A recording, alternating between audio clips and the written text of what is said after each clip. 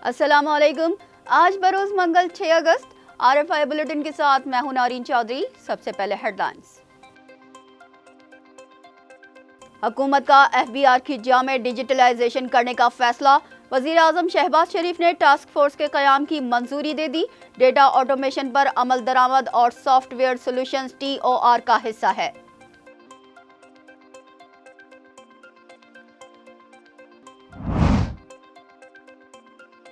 कराची के मुख्तलिफ इलाकों में बारिश, मौसम खुशगवार। शहर में वक्फे से बूंदाबांदी, हल्की बारिश जारी रहने का इम्कान। महकमा मौसमियात की मुल्क भर में मुख्तलिफ मकामात पर आज भी बारिश की पेशगोई।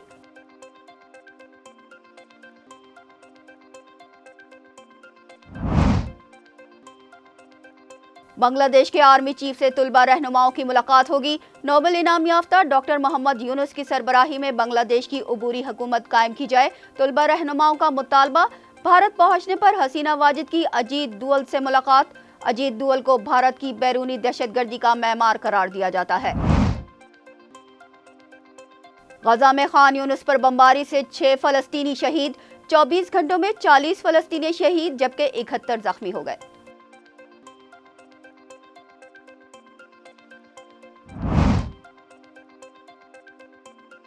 मुजाहिरीन एहतजाज नहीं, मुनज़्ज़म तशद्दुद में मुलव्वस हैं। बरतानवी वज़ीर आज़म ने नस्ल परस्त फसादियों से निमटने के लिए फ़ौज को तैयार रहने का हुक्म दे दिया।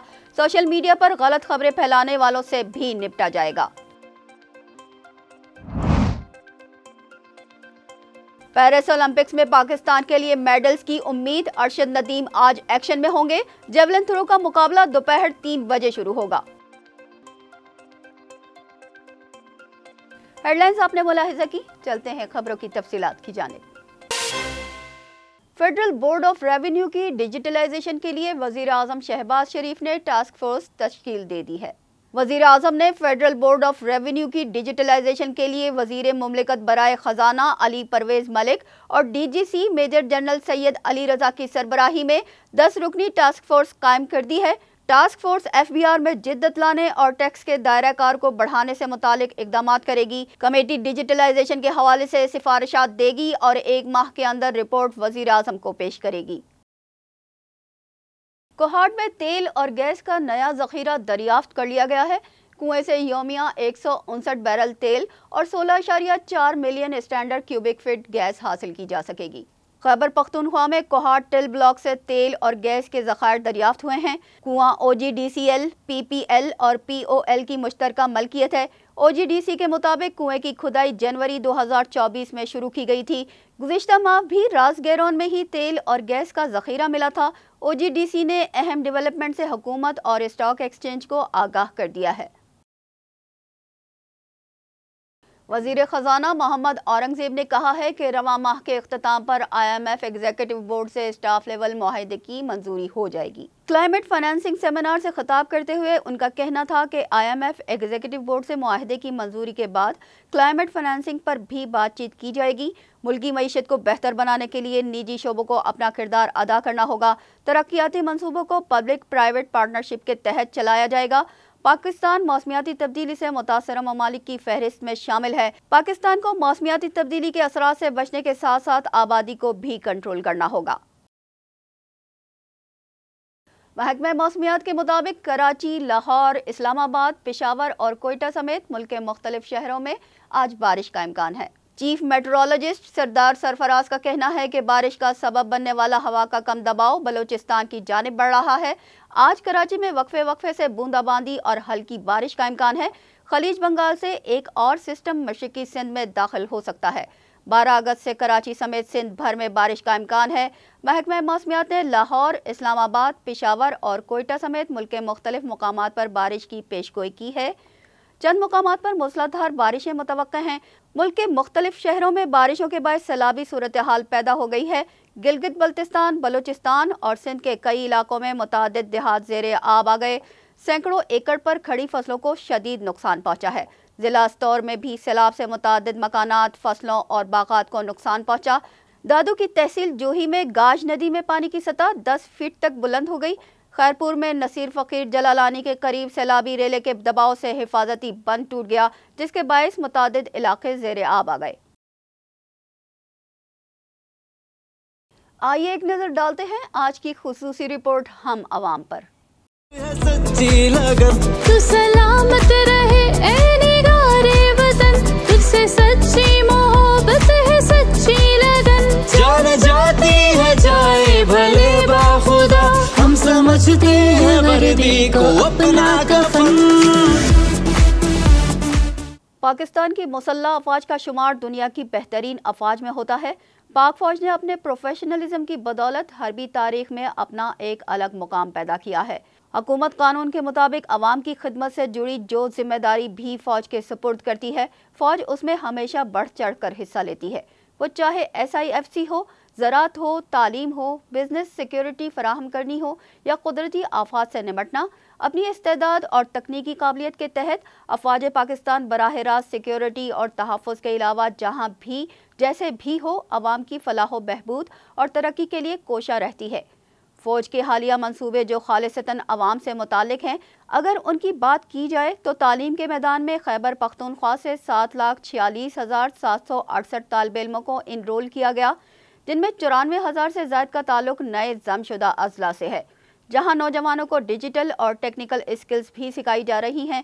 بلوچستان میں 157 اسکولز، 12 کیڈٹ کالجز، یونیورسٹیز اور 3 ٹیکنیکل انسٹیٹیوشنز کا قیام صوبائی اور وفاقی حکومت کے تعاون سے عمل میں لایا گیا ہے، جہاں 60,000 طالب علم تعلیم حاصل کر رہے ہیں، جبکہ بلوچستان میں پاک فوج مختلف علاقوں میں 92 اسکولز چلا رہی ہے، جن میں 19,000 طالب علم زیر تعلیم ہیں۔ افواج پاکستان کے تعاون سے بلوچستان کے 253 طالب علموں کو متحدہ عرب امارات کی مختلف یونیورسٹیز میں اعلیٰ تعلیم کے لیے اسکالرشپ بھی دی گئی۔ گلگت بلتستان اور آزاد جموں کشمیر میں بھی 171 اسکولز اور 3 کیڈٹ کالجز کا قیام عمل میں لایا گیا۔ صحت کے شعبے میں پاک فوج کے پاکستان کے مختلف اضلاع میں میڈیکل کیمپس موجود ہیں، جن میں 1,15,000 مریضوں کا مفت علاج کیا جا چکا ہے۔ میڈیکل کیمپس کا محور پختونخوا اور بلوچستان ہے، جہاں روزانہ کی بنیاد پر ہزاروں مریضوں کا مفت علاج کیا جاتا ہے۔ ملک بھر میں پولیو کے مرض کے خاتمے کے لیے افواج پاکستان کی جانب سے حکومت پاکستان کی پولیو مہم میں محفوظ ماحول کی فراہمی کو یقینی بنانے کے لیے 66,000 سے زائد سیکیورٹی اہلکار پولیو ٹیم کے ساتھ پورے پاکستان میں تعینات کیے گئے ہیں۔ انفراسٹرکچر کی بات کی جائے تو خیبر پختونخوا میں انفراسٹرکچر کی بحالی کے لیے 3,293 منصوبے مکمل کیے جا چکے ہیں، جن میں میر علی اسپتال، Jackson market, degree college Miran Shah, girls high school, Wana road اور وانا بائی پاس کی تعمیر اہم ہے۔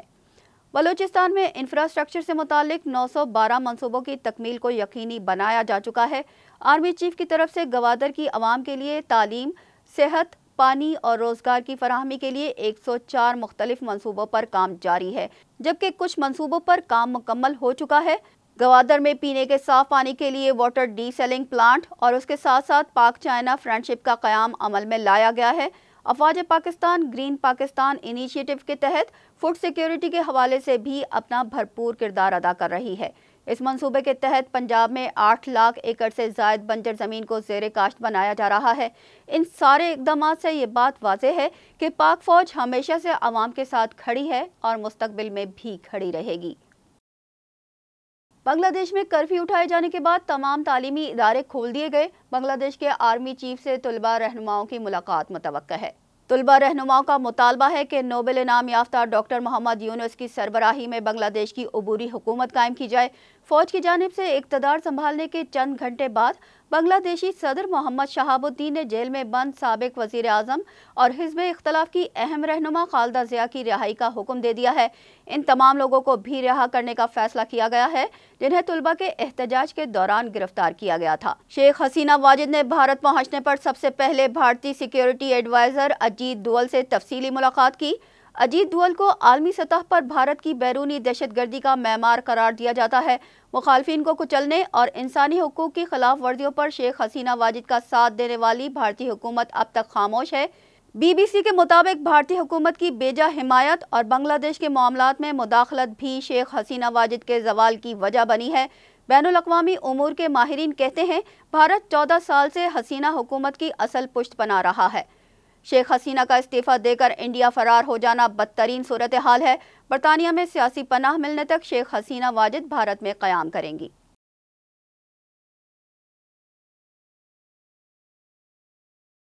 غزہ میں محکمہ صحت کی رپورٹ کے مطابق گزشتہ 24 گھنٹوں کے دوران حملوں میں 40 فلسطینی شہید جبکہ 71 زخمی ہو گئے۔ غزہ کے مغربی کنارے میں وحشیانہ کارروائیوں کے نتیجے میں عقابہ کے علاقے میں 4 فلسطینی شہید جبکہ 7 افراد شدید زخمی ہو گئے۔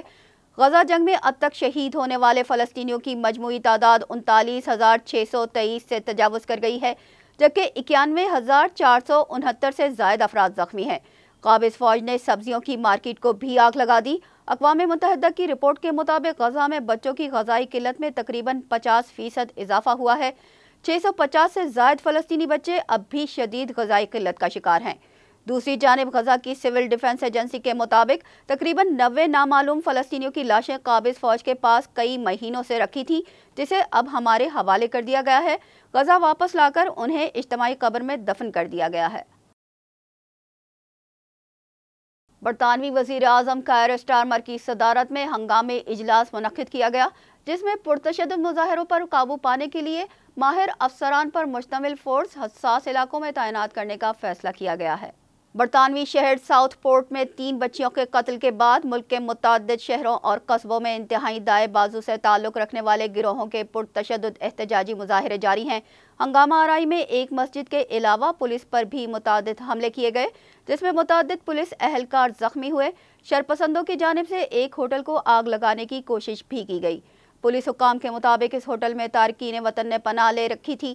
پولیس نے پرتشدد واقعات میں ملوث 400 سے زائد افراد کو حراست میں لے لیا ہے۔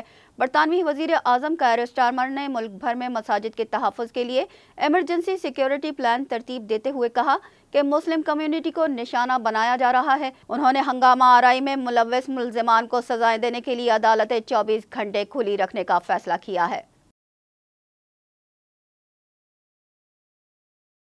عراق میں امریکہ کے فوجی اڈے پر میزائلوں سے حملہ کیا گیا ہے جس میں 7 امریکی فوجی اور عام شہری زخمی ہو گئے۔ امریکی عہدیداروں نے حملے کی تصدیق کرتے ہوئے کہا ہے کہ حملہ الاسد ایئر بیس پر ہوا ہے جس میں 7 امریکی فوجی اور شہری زخمی ہیں۔ مغربی عراق میں الاسد ایئر بیس پر 2 راکٹ فائر کیے گئے جن میں سے ایک راکٹ بیس کے اندر آ کر گرا۔ امریکی حکام کا کہنا ہے کہ حملے کے بعد نقصانات کا جائزہ لیا جا رہا ہے۔ حملہ ایسے وقت میں کیا گیا ہے جب مشرق وسطی میں کشیدگی بڑھ رہی ہے۔ پیرس اولمپکس میں چین نے میڈلز کی نصف سنچری مکمل کر لی۔ 21 طلائی تمغوں کے ساتھ ایک بار پھر امریکہ کو پیچھے چھوڑتے ہوئے پہلی پوزیشن حاصل کر لی۔